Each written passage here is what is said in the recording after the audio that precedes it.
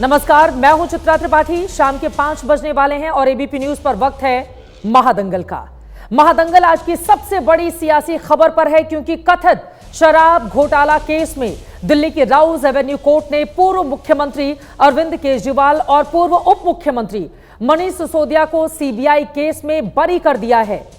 इस मामले में सीबीआई ने कुल 23 लोगों के खिलाफ चार्जशीट दाखिल की थी।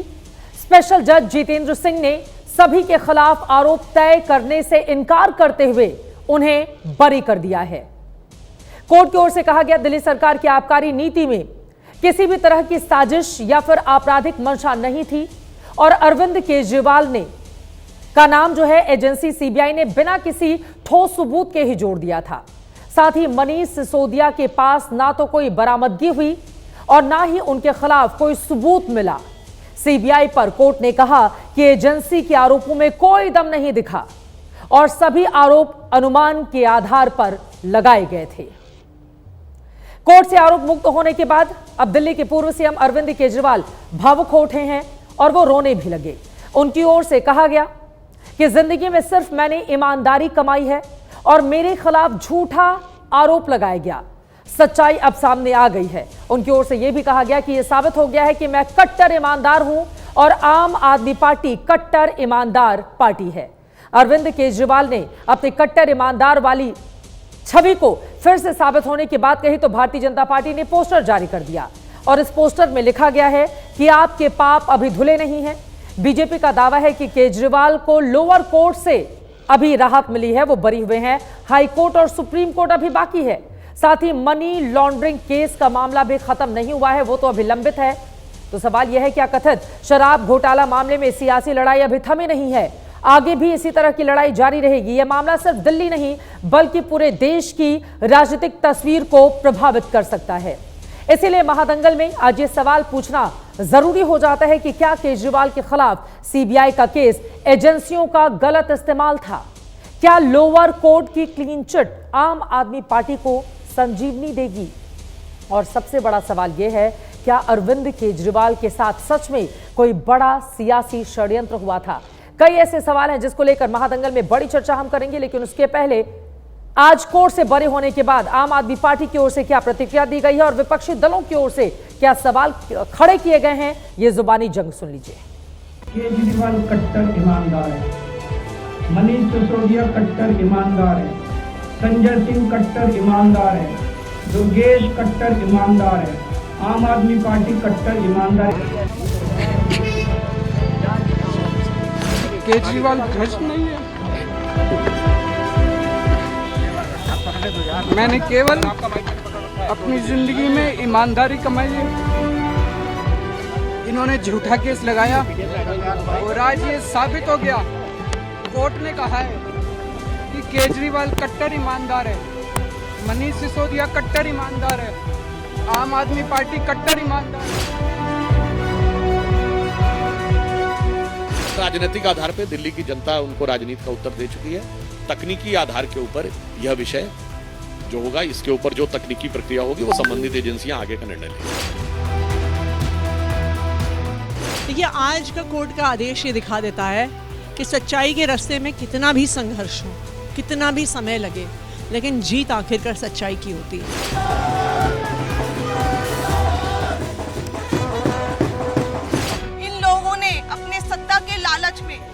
पिछले इतने सालों से हमारे ऊपर झूठी एलिगेशंस लगाई, हमारे को तड़पाया, हमारे को अरविंद जी को, उनके साथियों को जेल में भेजा। ईमानदार लोकप्रिय मुख्यमंत्री अरविंद केजरीवाल और ये एक योग्य ईमानदार शिक्षा मंत्री मनीष सिसोदिया और हमारी पार्टी को बदनाम करने के लिए प्रधानमंत्री और गृह मंत्री मोदी और अमित शाह ने एक गहरी साजिश रची थी। हम थोड़ा हैरान भी हैं, लेकिन हमें पूरा विश्वास है कि झूठ हारेगा और दोषी को सजा मिलेगी। अरविंद केजरीवाल जी कट्टर ईमानदार हैं, आम आदमी पार्टी कट्टर ईमानदारी की राजनीति करती है, इस बात पे मोहर लगी है। यकीनन कोर्ट की ओर से आज ये जो बड़ी राहत दी गई है आम आदमी पार्टी के लिए, क्या ये पंजाब चुनाव में संजीवनी साबित होगी? अरविंद केजरीवाल जो बार बार कट्टर ईमानदार राजनीति का दावा करते हैं, क्या उनकी दोबारा वो छवि लौटेगी? क्योंकि दिल्ली में विधानसभा चुनाव के दौरान हमने जबरदस्त डेंट लगते हुए देखा था, क्योंकि शराब घोटाला का मामला और कथित शीश महल के मामले ने आम आदमी पार्टी को सबसे ज्यादा नुकसान पहुंचाया था। कई ऐसे सवाल हैं जिसको लेकर बड़ी चर्चा करेंगे। खास मेहमानों की मौजूदगी है, उनका परिचय तारुफ आपसे करवा देती हूं। हमारे साथ भारतीय जनता पार्टी के राष्ट्रीय प्रवक्ता आरपी सिंह जी जुड़ चुके हैं। कांग्रेस पार्टी के राष्ट्रीय प्रवक्ता आलोक शर्मा जी इस वक्त हमारे साथ मौजूद हैं। आम आदमी पार्टी के प्रवक्ता ऋतुराज झा जी हमारे साथ हैं। एलजेपीआर के प्रवक्ता धीरेन्द्र कुमार मुन्ना हमारे साथ हैं। आरजेडी की प्रवक्ता प्रियंका भारती जी हमारे साथ जुड़ चुकी हैं। सुजाता पांडे जी राजनीतिक विश्लेषक हैं, हमारे साथ मौजूद हैं। और दिनेश जोटवानी जी एडवोकेट हैं सुप्रीम कोर्ट के, वो भी हमारे साथ जुड़ चुके हैं। सभी का बहुत बहुत स्वागत है। आरपी सिंह जी, आपसे शुरुआत करते हुए, भारतीय जनता पार्टी पर केजरीवाल ने जबरदस्त निशाना साधते हुए कहा है कि बड़े नेताओं ने उनके खिलाफ सियासी साजिश रची थी, लेकिन आज कोर्ट के फैसले के बाद कट्टर ईमानदार वाली उनकी छवि की वापसी हुई है। उनको साजिश के तहत उनको डेंट किया गया और वो ये भी दावा कर रहे हैं कि अगर आज हो जाए चुनाव तो 10 सीटों के अंदर सिमट जाएगी भारतीय जनता पार्टी। क्या है इस पर जवाब, आरपी सिंह जी? चित्रा जी, पहली बात ये स्पष्ट कर लीजिए कि हमारे जो कोर्ट का प्रोसीजर है उसमें लोअर कोर्ट या ट्रायल कोर्ट आखिरी कोर्ट नहीं होता। इसके ऊपर हायर कोर्ट भी है, इसके ऊपर सुप्रीम कोर्ट भी है। याद है केजरीवाल साहब की जब बेल नीचे वाले कोर्ट ने रिजेक्ट की तो हाई कोर्ट गए थे, फिर सुप्रीम कोर्ट भी गए थे और अंततः फिर बाद में इनको सुप्रीम कोर्ट से राहत मिली। परंतु ये हर प्रोसेस है, ये एक लीगल प्रोसेस है। और ये कट्टर ईमानदार थे तो इन्होंने वो मोबाइल फ़ोन क्यों तोड़े थे? 170 मोबाइल फ़ोन क्यों तोड़े या ख़राब किए थे, नष्ट किए थे? इन्होंने ईमानदार थे ना, तो कहते ये रहे मेरे मोबाइल फ़ोन, जो करना है चेक कर लीजिए। अरे ईमानदार थे तो इन्होंने जो पॉलिसी अनाउंस कर दी थी तो पॉलिसी क्यों बदली थी वापस से? वो पुरानी पॉलिसी पर वापस क्यों गए थे? याद है ना, इन लोग कहा था नहीं हम अब पुरानी पॉलिसी पर वापस जा रहे हैं। असल में क्या है कि मैं मानता हूँ कि कहीं ना कहीं सीबीआई की चूक रही, कहीं ना कहीं उन्होंने तथ्य जो सबूत जो कारगर पेश करने से नहीं कर पाई। परंतु मैं ये भी अपेक्षा करता हूँ कि सीबीआई इस मामले को अगली कोर्ट लेकर जाएगी और हाई कोर्ट जाकर इसमें न्याय संगत जो भी होगा उसका फैसला लेकर आएगी। लेकिन यहां पर कोर्ट की ओर से जो टिप्पणी की गई है आरपी सिंह जी, वो भी बेहद महत्वपूर्ण है।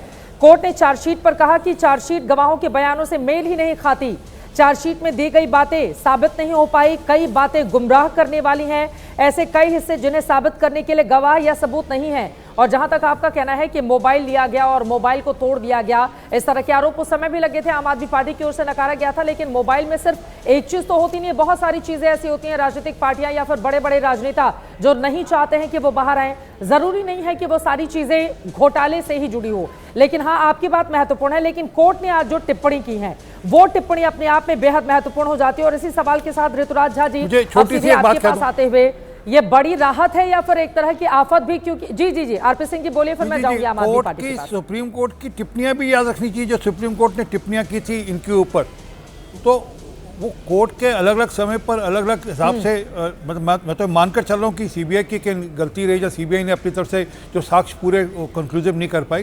परंतु इसका मतलब ये नहीं कि इनके यहाँ से कोई दाग धुल गए हैं। और मैं एक छोटा सा एग्जाम्पल और दे देता हूँ।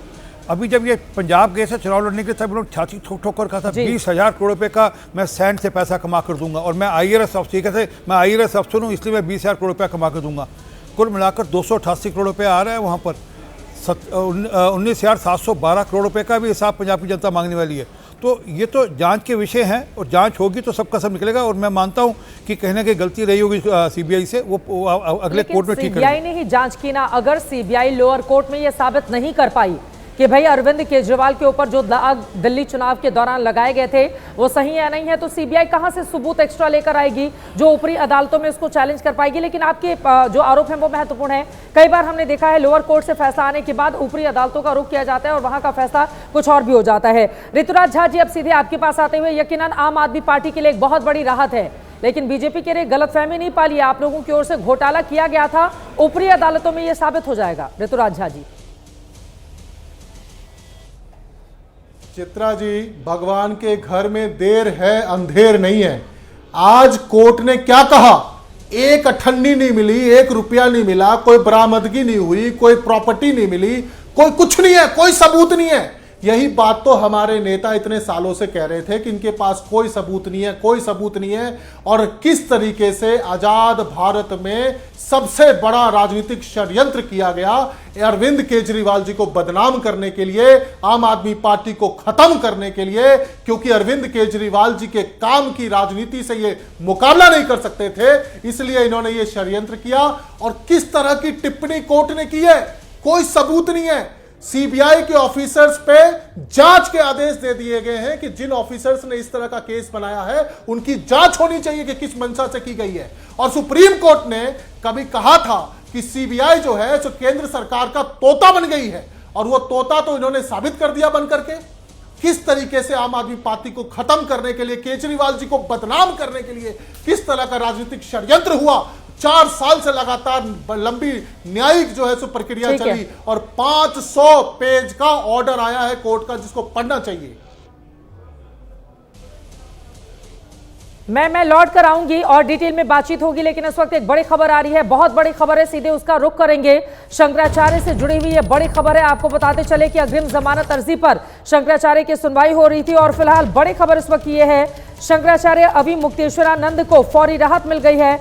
कोर्ट ने फैसला आने तक गिरफ्तारी पर रोक लगा दी है। अभी मुक्तेश्वरानंद सरस्वती से जुड़ी हुई यह बड़ी खबर, इलाहाबाद हाईकोर्ट से यौन उत्पीड़न मामले में फिलहाल फौरी राहत मिली है। हाईकोर्ट ने दोनों पक्षों की बात सुनने के बाद फैसला सुरक्षित कर लिया है। गिरफ्तारी पर कोर्ट ने रोक लगा दी है।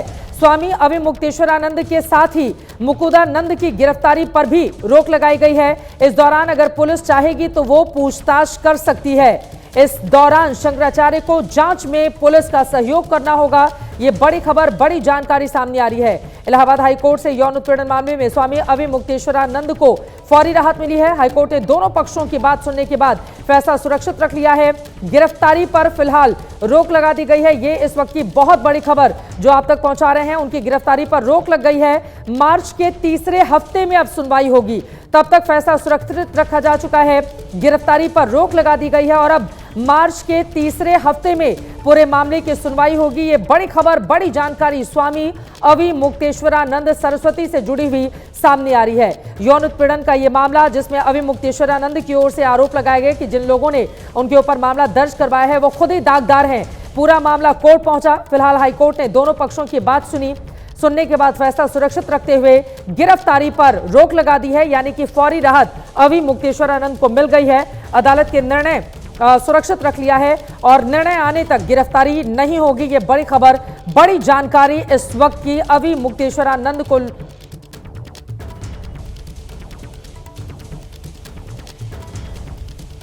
नीतीश हमारे सहयोगी इस वक्त जुड़ चुके हैं हमारे साथ और ज्यादा जानकारी के साथ। नीतीश, कोर्ट के भीतर क्या हुआ, फैसला आने तक गिरफ्तारी पर रोक लगा दी गई है, पूरी खबर विस्तार से बताइए।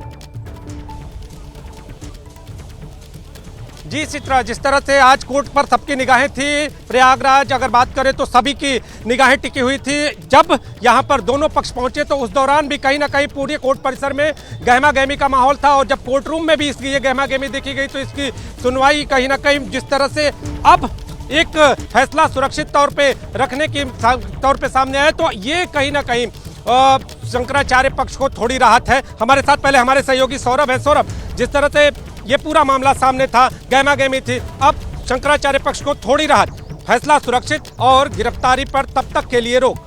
बिल्कुल, देखिए नीतीश, जिस तरह से शंकराचार्य पर जो लगातार गंभीर आरोप लगाए जा रहे थे उसके बाद ये मामला पूरा इलाहाबाद हाई कोर्ट में आ गया था और सबसे पहले 21 फरवरी को झूसी थाने में एफआईआर दर्ज कराई गई थी। 24 तारीख को शंकराचार्य ने अग्रिम जमानत के लिए इलाहाबाद हाई कोर्ट का दरवाजा खटखटाया था। आज दोनों पक्षों की बहस सुनने के बाद इलाहाबाद हाई कोर्ट ने शंकराचार्य को एक बड़ी राहत दी। हालांकि मामला अभी पूछना चाहेंगे कि जब कोर्ट परिसर में लोग पहुंचे, उसके बाद जब कोर्ट रूम में पहुंचे और उसके बाद जब इस पूरे मामले की सुनवाई शुरू हुई तो शंकराचार्य पक्ष ने क्या बात कही और जब अपनी बात कही तो उसके बाद सामने वाला जो पक्ष है उन्होंने क्या?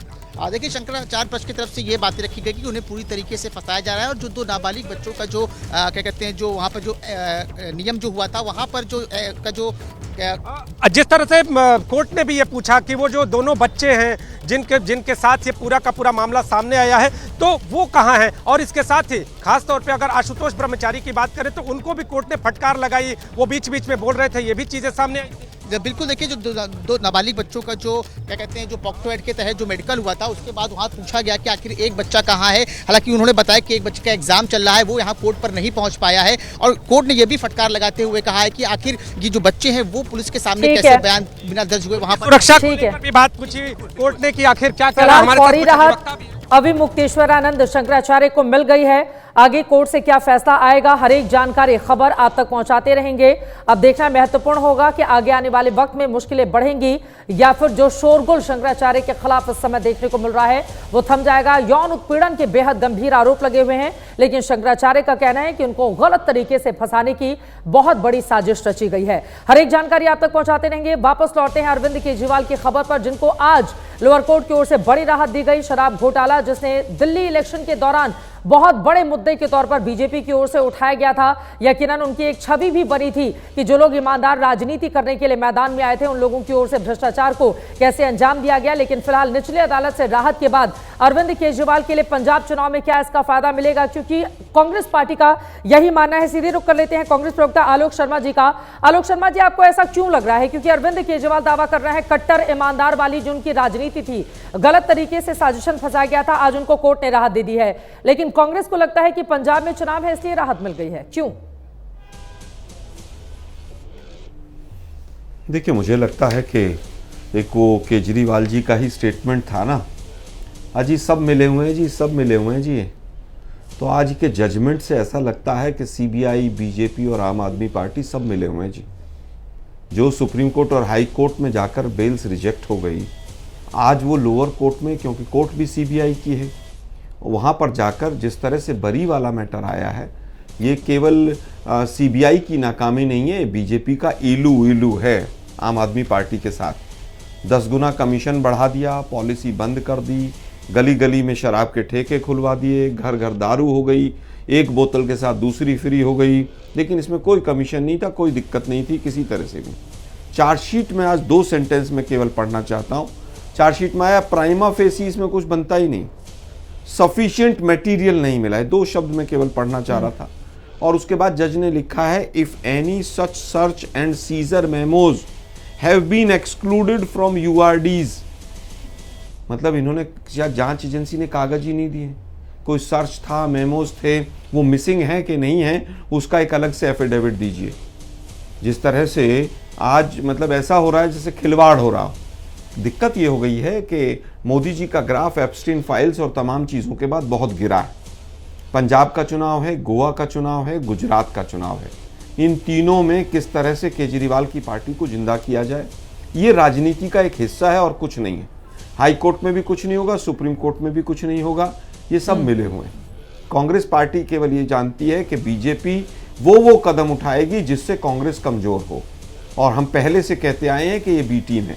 वो जो बीजेपी का एक पिट्ठू था अन्ना हजारे वो हो, और चाहे इंडिया अगेंस्ट करप्शन के तमाम लीडर्स हों। आप देख लीजिए जिन जिन लोगों ने 2010 से लेकर 14 तक कांग्रेस के खिलाफ आवाज उठाई, उनको सबको कोई ना कोई पोजीशन मिली, कोई मुख्यमंत्री बना, कोई पौंडीचेरी का गवर्नर बना। ये वो पूरी टीम है, और आज इनकी आपस की इलू जो है वो पूरी तरह से बेनकाब हो चुकी है। ठीक है, ये आपकी बातें महत्वपूर्ण है, लेकिन हम सब ये भी जानते हैं कि अगर अरविंद केजरीवाल पहली बार मुख्यमंत्री बने तो फिर उनको उस कुर्सी पर बिठाने का काम कांग्रेस पार्टी की ओर से ही किया गया था। इस सवाल पर मैं आऊंगी, लेकिन बड़ी खबर यह है, सीबीआई अब दिल्ली हाईकोर्ट पहुंच गई है। निचली अदालत के फैसले के खिलाफ अब अपील दायर की गई है यहां पर सीबीआई की ओर से। और अब बाकी मेहमानों का जल्दी से रुख करते हुए, क्योंकि आम आदमी पार्टी बहुत बड़ी राहत की सांस इस मुद्दे को लेकर ले रही है। धीरेन्द्र मुन्ना जी, आपके पास आते हुए, आप यकीनन आम आदमी पार्टी के लिए बड़ी राहत है और साजिशन फंसाया गया है। देखिए हाईकोर्ट में क्या होगा, सुप्रीम कोर्ट में क्या होगा, ये तो आगे का मामला है, लेकिन आज की जो बड़ी खबर है वो तो यही साबित करती है ना कि अरविंद केजरीवाल की जो ईमानदार वाली छवि थी उसको डेंट पहुंचाने के लिए क्या राजनीतिक साजिश रची गई थी, जिसका आरोप वो लगा रहे हैं। कोर्ट का फैसला तो यही बता रहा है। चित्रा जी, सबसे पहले तो विपक्ष के लोग, खास करके कांग्रेस के लोग आरोप लगाते हैं और लगाते रहे हैं पहले से भी कि सभी संवैधानिक संस्थाएं को, सभी चीजों पर इन लोगों का आधिपत्य हो गया है। आज का फैसला जो है ये तो साबित कर दिया ना कि सभी संस्थाएं स्वतंत्र रूप से काम कर रही हैं। और हमारे नेता आदरणीय चिराग पासवान जी ने कई बार अपने बाइट में बोला है कि अगर आप पर किसी तरह के सच, अगर झूठे अगर आरोप है तो एक दिन वो निकल के आ जाएगा, लेकिन जांच ही नहीं हो, इस तरह की सोच भी रखना गलत है ना। अगर हर एक आदमी चाहे आम वो तब निकल कर आ जाता है ना जब रिजल्ट आ चुके होते हैं चुनाव के। आप ये भी तो देखिए, एक नैरेटिव बनाया जाता है, नैरेटिव का असर होता है। दिल्ली में चुनाव हो गए, अगर मान लीजिए आज जो फैसला आया है वो दिल्ली चुनाव के दरमियान आया होता तो फिर क्या स्थिति अलग हो सकती थी। यही तो अरविंद केजरीवाल कह रहे हैं। उनका कहना है कि आज चुनाव कराकर देख लीजिए, 10 सीटों के भीतर बीजेपी सिमट जाएगी। चित्रा जी, जब चुनाव होता है, आचार संहिता लगता है, सबसे ज्यादा सघन अभियान चेकिंग की होती है और उस समय कई ऐसे लोग भी उसमें आरोपी बनते हैं और पकड़े जाते हैं। तो क्या उस समय चुनाव के समय में सब कुछ छोड़ दिया जाए कि नहीं, इस समय अगर कोई फलना व्यक्ति पकड़ा जाएगा चुनाव लड़ने में दिक्कत हो जाएगी। देखिए, वो काम अपना संस्थाएं करते रहती है, हम लोग लोकतांत्रिक तरीके से उसमें पार्टिसिपेट करते रहते हैं, लेकिन इससे ये साबित होता है कि जीत हुई है यहाँ के संवैधानिक संस्थाओं की। और मेरे नेता ने भी कई बार कहा, देखिए बिहार में भी तेजस्वी यादव जी ने जब भी आरोप लगाया तो यही बोला कि आप सामना करिए उन संस्थाओं का, अगर आप बेदाग होंगे, अगर आपके आरोप सही नहीं होंगे तो बेदाग निकलेंगे, जैसे आदरणीय केजरीवाल जी निकले हैं। लेकिन इस तरह का नैरेटिव बनाना कि भाई जो भी लोग गलत कर रहे हैं, कोई गलत नहीं कर रहा है, सबको बीजेपी एनडीए की सरकार फंसा रही है। इस फैसले ने यह साबित कर दिया है कि भारत का कानून बिल्कुल स्वतंत्र रूप से काम कर रहा है और संवैधानिक संस्थाएं बिल्कुल स्वतंत्र रूप से काम कर रही है। संवैधानिक संस्थाएं अगर स्वतंत्र रूप से काम कर रही हैं तो कांग्रेस के जमाने में सीबीआई को पालतू तोते वाली टिप्पणी और मौजूदा वक्त में केजरीवाल के मामले में सीबीआई को जिस तरह की फटकार पड़ी है, वो भी अगर संवैधानिक संस्थाएं इतनी स्वतंत्र हैं तो फिर इस तरह की बातें कोर्ट की ओर से क्यों की जाती हैं? ये बात भी महत्वपूर्ण है ना। धीरेन्द्र मुन्ना जी, मैं लौटूंगी आपके पास, लेकिन उसके पहले मैं प्रियंका भारती जी से टिप्पणी ले लेती हूँ। सुजाता पांडे जी, दिनेश जोटवानी जी भी हमारे साथ जुड़े हुए हैं। प्रियंका भारती जी, बड़ी राहत आम आदमी पार्टी के लिए, अरविंद केजरीवाल के लिए?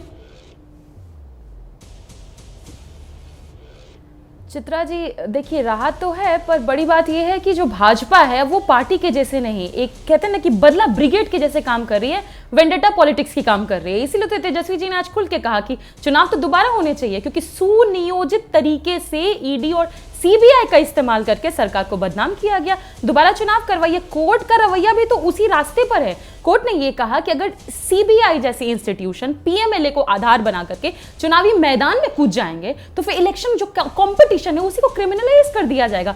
फ्री और फेयर चुनाव नहीं हो सकते हैं। और इस जो वेंडेटा पॉलिटिक्स का कोई सबसे बड़ा शिकार हुआ है इस देश में तो माननीय लालू जी हैं। 3 बार सीबीआई ने खुद फाइल क्लोज की है और चौथे बार बोलते हैं कि जब क्लोज किया था तब अच्छे से छानबीन नहीं हुई थी। एक ऐसा अद्वितीय घोटाला का मामला है ये, जिसमें एक फुटी कौड़ी तक नहीं मिली। सुप्रीम कोर्ट में डीए का, डिस्प्रोपोर्शनेट असेट का केस हम जीत चुके हैं। हम सुन रहे थे भाजपा प्रवक्ता कह रहे थे अरे मामला तो अभी लोअर कोर्ट में है। यही बात तो हम भी लालू जी केस में कहते हैं ना कि मामला तो लोअर कोर्ट में है, सुप्रीम कोर्ट में तो बहुत सारे मामले को देखा जाना है। लेकिन पूरी बात यही है कि ईडी इज वर्किंग एज एक तरीके से इलेक्शन टाइम डिपार्टमेंट और सीबीआई कन्वीनियंस बेस्ड इन्वेस्टिगेशन, दोनों को एक तरीके से लालू यादव जी पर जब केस दर्ज किया गया था, बीजेपी की सरकार ने तो किया नहीं था। उस समय कौन सी सरकार थी? दर्शकों को यह भी बता दीजिए। और केजरीवाल के मामले को क्या लालू जी से जोड़ा जा सकता है? क्योंकि केजरीवाल के मामले में कोर्ट का फैसला कुछ और बताता है और लालू प्रसाद यादव को तो सजा भी मिल चुकी है। उनके खिलाफ आप देखिए जमानत पर हैं और वो चुनाव भी नहीं लड़ सकते हैं अपनी जिंदगी में। लालू प्रसाद यादव के आरोप साबित हो चुके हैं, वो जीवन में चुनाव नहीं लड़ सकते हैं। प्रियंका भारती जी, दोनों को आप एक साथ कैसे जोड़ सकती हैं?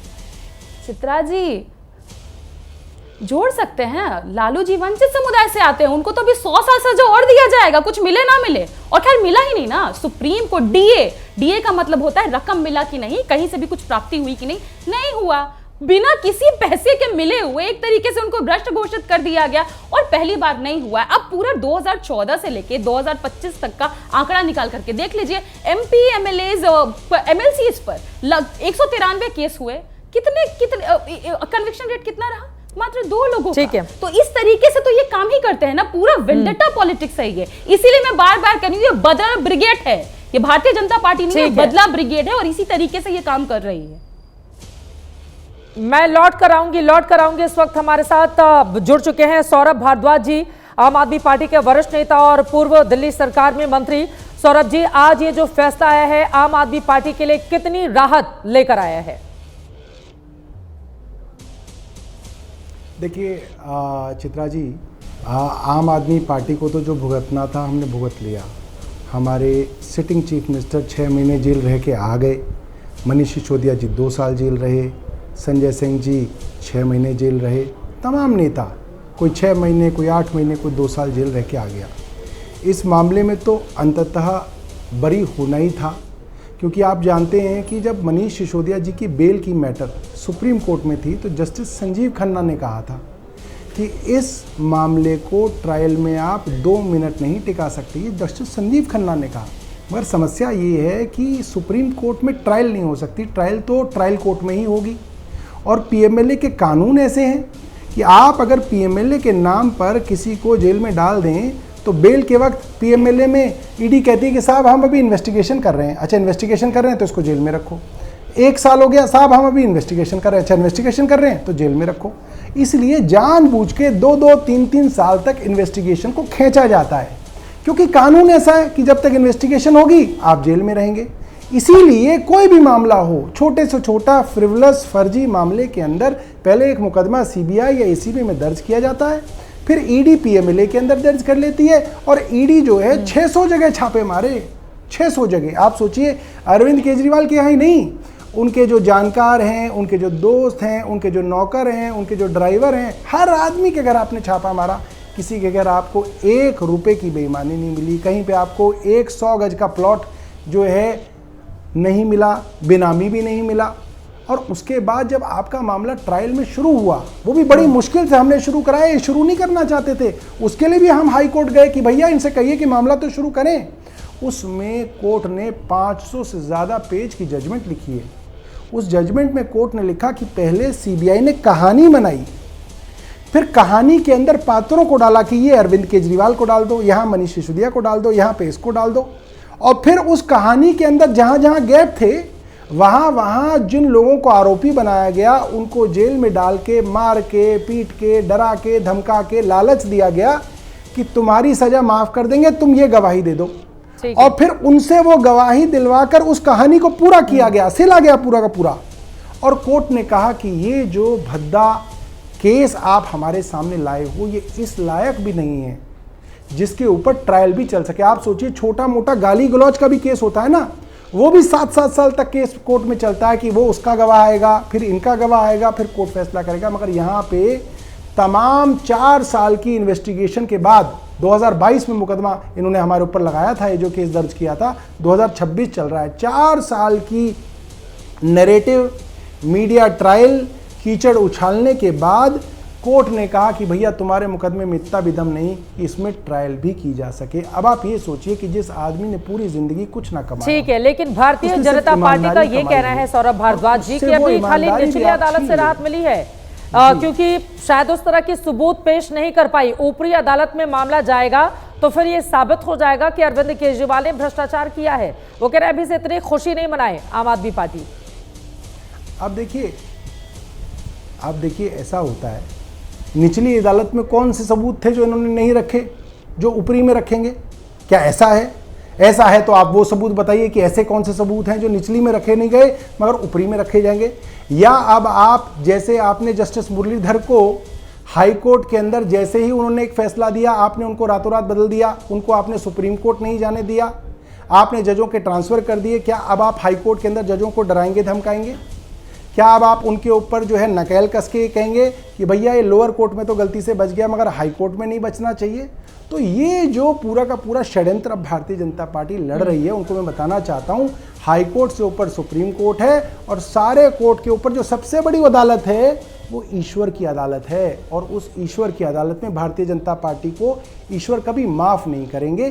क्यों? क्योंकि आप इस देश का, इस समाज का जो सोशल फैब्रिक है, जिसके अंदर एक बच्चा बिहार में जब तैयारी करता है आईएएस अफसर की, वो सोचता है मैं ईमानदारी से समाज का कुछ भला करूंगा, आप उसको भी भ्रष्ट बना रहे हो। क्योंकि आप पूरे समाज के अंदर ये नज़ीर पैदा कर रहे हो कि अगर ईमानदार आईएएस अफसर दुर्गा शक्ति नागपाल है तो उसको वहाँ फेंकेंगे, अगर ईमानदार अफसर संजीव चतुर्वेदी है तो उसको वहाँ पे साइड लगाएंगे, अगर कोई ईमानदार जज जस्टिस मुरलीधर जैसा फैसला देता है तो उसको हम सुप्रीम कोर्ट नहीं जाने देंगे, अगर कोई लोअर कोर्ट के अंदर कोई फैसला सरकार के खिलाफ देता है तो आप रातों रात जज का ट्रांसफर कर दोगे। 8वीं कक्षा के अंदर आप बच्चों को सिखाओगे कि जुडिशरी भ्रष्ट है, नेता ईमानदार हैं, सरकार ईमानदार है, ईडी सीबीआई ईमानदार है, इलेक्शन कमीशन ईमानदार है, मगर जुडिशरी भ्रष्ट है। क्यों? क्योंकि आप समाज के ताने बाने के अंदर भ्रष्टाचार का कैंसर घोलना चाहते हो।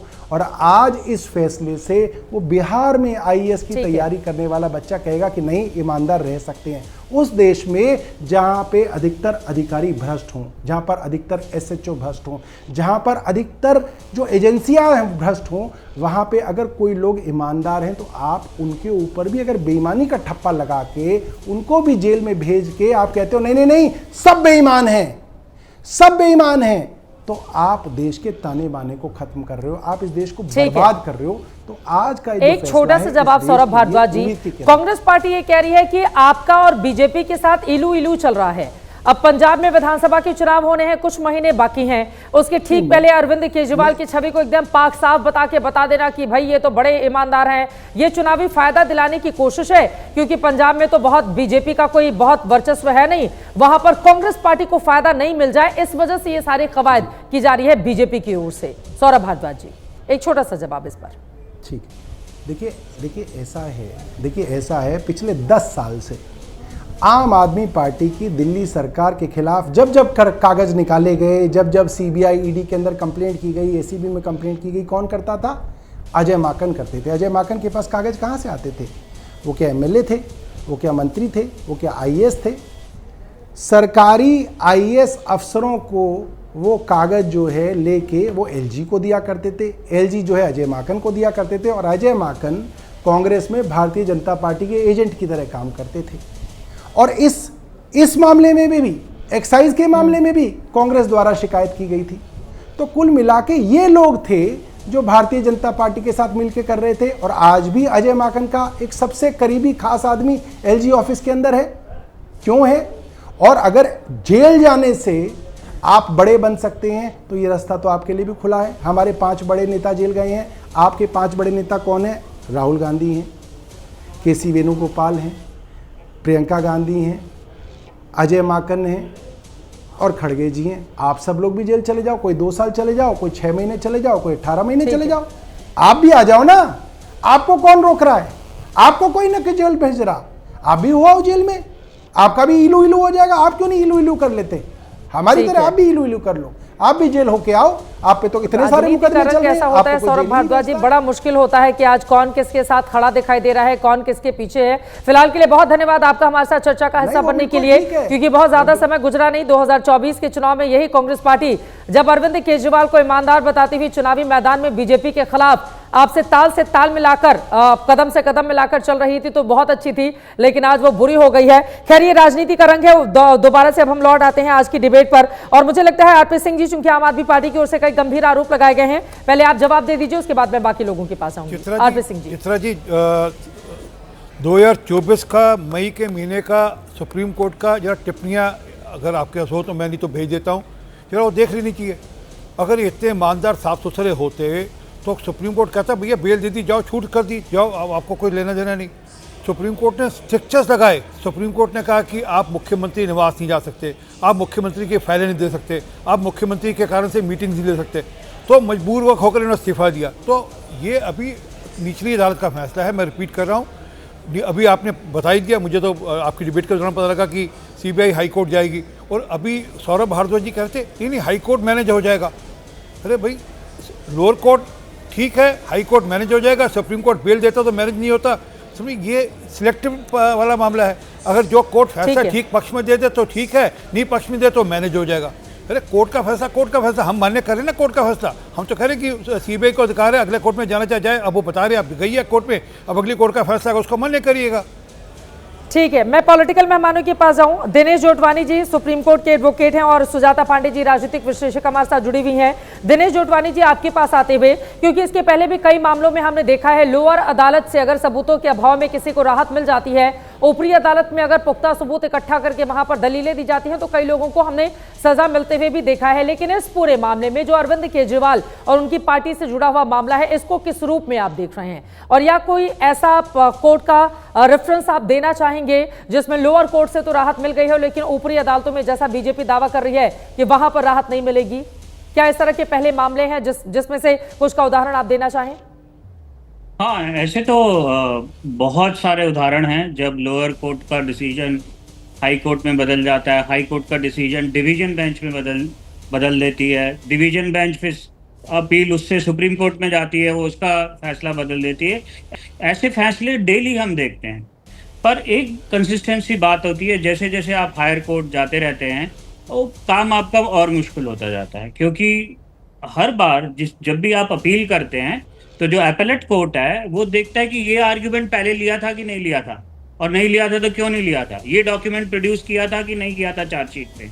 देखिए इस केस में सीबीआई ने 10,000 से ज़्यादा पेजेस की तो चार्जशीट बनाई थी, और उस चार्जशीट में अगर कुछ पेपर्स मिसिंग थे तो क्यों मिसिंग थे, इन्वेस्टिगेशन में क्यों मिसिंग थे, और अब क्यों लेके आ रहे हैं उनको। तो हाई कोर्ट पे अपील तो कर सकते हैं, ये तो राइट है, पर हर लेवल पे आपका जो बार है वो और ऊपर होता जाता है और आपको बहुत मुश्किल हो सकती है हाई कोर्ट में एक्सप्लेन करने के लिए। आप देखिए अभी गवर्नमेंट ने खुद ही सीबीआई के जो इन्वेस्टिगेटिंग ऑफिसर हैं जिन्होंने ये वर्ड यूज़ किया था साउथ लॉबी की तरह यूज़ किया था, ऐसे लग रहा है जैसे कोई माफिया है, उसके अगेंस्ट इन्वेस्टिगेशन करती है। तो चीज़ें जैसे हाई कोर्ट में जाएंगी, हाई कोर्ट ऑफ कोर्स हम डेली देखते हैं हाई कोर्ट डिसीजन बदल सकती है लोअर कोर्ट का, और डिवीजन बेंच हाई कोर्ट के सिंगल बेंच का डिसीजन बदल सकती है। सुप्रीम कोर्ट है जो कि सारे कोर्ट्स का डिसीजन बदल सकती है, लेकिन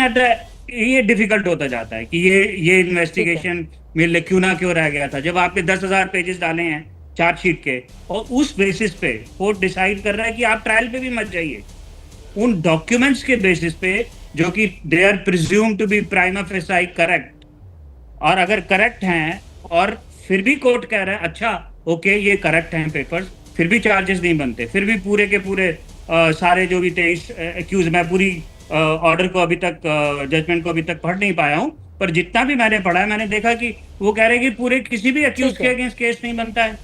तो इनका काम तो जा सकते हैं high court to be fair, पर वो काम जो है थोड़ा मुश्किल हो जाएगा अब सीबीआई के लिए।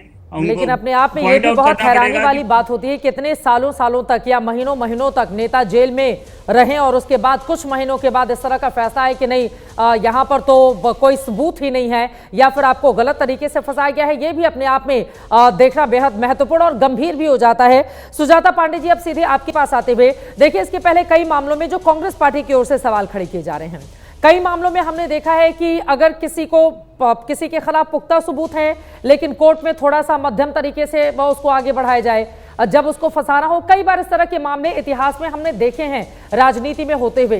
तो कांग्रेस जो आरोप लगा रही है कि भाई पंजाब में कांग्रेस पार्टी मजबूत ना हो जाए, गुजरात में कांग्रेस पार्टी मजबूत नहीं हो जाए, या फिर गोवा का वो उदाहरण दे रहे थे कि वहां पर कांग्रेस मजबूत ना हो जाए, इस वजह से आम आदमी पार्टी को यह राहत देने की कोशिश बीजेपी की ओर से की गई है। क्या गलत है इसमें सुजाता जी? देखिए चित्रा जी, पहले तो मुझे लगता है कि कांग्रेस पहले डिसाइड कर ले कि वो किस तरफ है, क्या वो अरविंद केजरीवाल के साथ है या उनके खिलाफ है, क्योंकि उनके पंजाब के तो मिनिस्टर्स कुछ और ही बोल रहे हैं। पंजाब के मिनिस्टर बोल रहे हैं कि ये विछंड था, यहाँ पे आके ये बोल रहे हैं कि ये इलू हो रहा है बीजेपी और केजरीवाल के बीच में।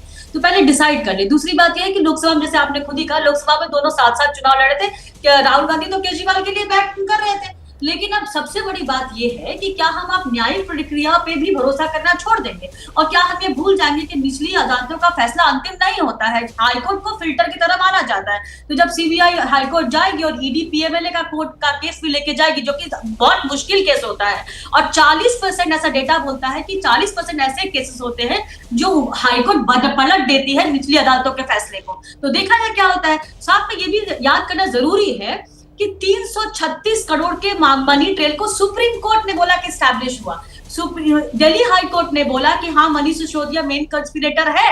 उसके बाद से ये भी क्या प्रकार की सीएजी की रिपोर्ट है कि 2002 करोड़ जो है ये राजस्व का घाटा हुआ, ये 5% से 12% का जो गिफ्ट किया गया जो शराब की कंपनियों को। खैर, अगर इन सब बातों को अगर हम एक साइड भी रख दे तो मुझे लगता है कि नेता के लिए कोर्ट का जो फैसला होता है वो कम मायने रखता है, लेकिन सबसे ज्यादा जनता का फैसला मानना होता है। जो नैतिक पतन हुआ केजरीवाल को, वो किस कोर्ट में लेके जा कहेंगे? जो स्वाति मालीवाल के साथ में किया, जो एक महिला को घर में बैठ के जिस तरह से पीटा गया, उसकी तस्वीरें सबने देखी। क्या वो सही था? क्या एक ईमानदार नेता की छवि है? क्या जो 45 करोड़ का जो आलीशान महल बना गया, क्या आपको लगता है कि वो केजरीवाल ईमानदार की छवि को पुख्ता करता है? जिस यमुना को क्लीन कर देंगे, साफ कर देंगे के नारे वो बार बार देते रहे, लिख के देते रहे, उसको भी साफ नहीं किया, क्या वो एक ईमानदार नेता की छवि? मुझे लगता है कि सबसे बड़ा जो डेंट यहाँ हुआ है वो ये नहीं हुआ कि मनी ट्रेल स्टैब्लिश हुआ है कि नहीं हुआ है। सबसे बड़ा डेंट केजरीवाल की अपनी व्यक्तिगत छवि पे है। जिस छवि पे उनको वोट मिले थे, जिस छवि पे जनता ने विश्वास किया था कि हाँ एक नया बदलाव आएगा। ये बड़ी बात आप कह रही हैं, लेकिन अभी आपने कहा कि अदालत पर पूरा भरोसा रखना चाहिए।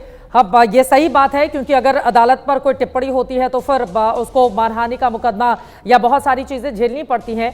लेकिन हमारी देश की अदालतों का पूरा सम्मान करते हुए एक मामला जो हाल ही में आया था, और उसके बाद मैं पॉलिटिकल मेहमानों के पास जाऊंगी। अहमदाबाद के एक पुलिस कांस्टेबल को 30 साल पुराने रिश्वत मामले में निर्दोष करार दिया गया। 20 रुपए की रिश्वत से जुड़ा यह मामला था। आप जरा सोचिए, उसके ऊपर मामला चलता गया 30 साल लग गए। 20 रुपए की मामूली रकम, और जिस दिन यह फैसला आया उनको बाइज्जत बरी किया गया, उसके अगले ही दिन उनकी डेथ हो जाती है। तो न्याय प्रणाली का एक ऐसा जो स्याह चेहरा है वो भी हमारे सामने है, और माननीय न्यायालयों को जिनके हम सब इज्जत करते हैं। यकीनन देश की जनता अगर सबसे ज्यादा भगवान की बात किसी के ऊपर विश्वास करती है तो वो देश के न्यायालय और हमारे डॉक्टर्स हैं। और वहां पर अगर इस तरह के फैसले में इतनी देरी की जाएगी, और बार बार हम कहते हैं कि देर से न्याय नहीं मिलने के बराबर होता है, लेकिन अब यहां पर अरविंद केजरीवाल का मामला फिलहाल अलग है। बीजेपी की इसमें अलग राजनीति है, कांग्रेस पार्टी की अलग, आम आदमी पार्टी की अपनी अलग राजनीति है।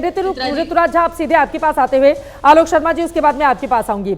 ऋतुराज झा जी, मैं सोशल मीडिया लगातार देख रही हूं जब से यह खबर सामने आई है, उसके बाद कई लोग ये भी कह रहे हैं कि कर्मा तो बार बार रिपीट होता है ना। जब शीला दीक्षित दिल्ली की मुख्यमंत्री थी, हम सब ने कितना देखा शीला दीक्षित के ऊपर अरविंद केजरीवाल आपकी पार्टी की ओर से CWG घोटाला 2010 को लेकर बिजली और पानी के बिलों में फर्जी घोटाले के आरोप लगाए गए। टैंकर घोटाला का आरोप शीला दीक्षित के ऊपर लगाया गया। 370 पन्नों का सबूत वाला डोजियर लेकर ब्रीफकेस में अरविंद केजरीवाल लगातार उस फाइलों का बंडल लेकर चलते थे, और ऐसी लंबी फहरिस्त है। तो आपने शीला दीक्षित के ऊपर जिस तरह के मामला कोर्ट में भी गया और कोई भी सिद्ध नहीं हो पाया शीला दीक्षित के खिलाफ, लेकिन 2013 में अगर आप लोगों को जीत मिली थी तो उसमें बहुत बड़ा आरोप था कि शीला दीक्षित ने भ्रष्टाचार किया है, शीला दीक्षित ऐसी हैं, शीला दीक्षित वैसी हैं, जिसके बाद आपको जीत मिली। और अब उसी तरह के मामले में हमने देखा भारतीय जनता पार्टी, अगर आज के इस निर्णय को हम सही मान ले, चूंकि कोर्ट का यह फैसला है और मानना ही पड़ेगा, ऊपरी अदालत क्या करती है वो आगे का मामला बनता है, लेकिन मौजूदा मामला तो यही है ना। आपने शीला दीक्षित के ऊपर इसी तरह के आरोप लगाए थे, कर्मा घूमकर आपके ऊपर आया, और आपको अब अदालत से इस तरह की राहत मिली है। ऋतुराज झा जी।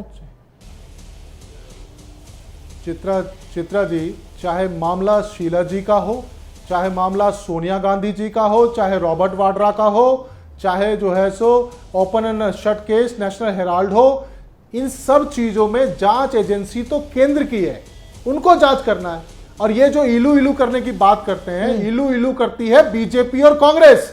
आज तक कभी राहुल गांधी, सोनिया गांधी और रॉबर्ट वाड्रा जेल नहीं गए। जेल तो केजरीवाल गए हैं, जेल तो मनीष सिसोदिया गए हैं, 2-2 साल जेल में रहे हैं। तो इनको शर्म आनी चाहिए कांग्रेस वालों को ऐसी बात कहते हुए। अगर हमने शीला दीक्षित जी पे आरोप लगाया था, ऋतुराज झा जी, मैं सोचती हूँ कि इस मुंह से आप कांग्रेस पार्टी को इतना कोसते हैं। पहली बार अगर कांग्रेस पार्टी ने अपने 8 विधायकों के साथ आम आदमी पार्टी को सपोर्ट नहीं दिया होता तो दिल्ली के मुख्यमंत्री कभी नहीं बनते अरविंद केजरीवाल। तो आप लोग किस मुंह से उनको कोसते हैं, मैं तो कई बार हैरान रह जाती हूँ। ऋतुराज झा जी, जल्दी से क्लोजिंग कमेंट। चित्रा जी, केजरीवाल जी को दिल्ली की मुख्यमंत्री दिल्ली की जनता ने बनाया। दिल्ली की जनता केजरीवाल जी से प्यार करती है, और यही प्यार, यही काम की राजनीति को मोदी जी और अमित शाह देख करके जलते थे। काम की राजनीति का मुकाबला नहीं कर सकते थे, इसीलिए उन्होंने आजाद भारत के सबसे बड़े राजनीतिक षड्यंत्र करके अरविंद केजरीवाल जी की छवि को डेड करने की कोशिश करी, उनको जेल भेजा और आम आदमी पार्टी को खत्म करने की। वक्त हमें इतने की इजाजत देता है। आलोक शर्मा जी, माफी के साथ मेरे पास समय नहीं है, आगे और भी डिबेट में आपको जरूर मौका मिलेगा इस विषय पर पूरी बात रखने का। बहुत धन्यवाद आप सभी का हमारे साथ चर्चा का हिस्सा बनने के लिए। यकीनन कोर्ट का आज का जो फैसला आया है उसे आम आदमी पार्टी को बड़ी राहत दी है। कुछ महीनों के बाद पंजाब में होने हैं विधानसभा के चुनाव, क्या इस मुद्दे को लेकर आम आदमी पार्टी वहां पर जाएगी और कट्टर ईमानदार वाली पार्टी की छवि को भुनाने की कोशिश करेगी, या फिर आगे आने वाले दिनों में हाईकोर्ट अब चूंकि सीबीआई रुख कर चुकी है तो ऐसे में उनकी मुश्किलें बढ़ जाएंगी। लेकिन कुल मिलाकर इस विषय को लेकर राजनीति गरमाई हुई है, आरोप प्रत्यारोप का दौर अभी भी जारी है। कोर्ट का आगे का क्या रहता है निर्णय, इस पर बनी रहेगी एबीपी न्यूज की नजर।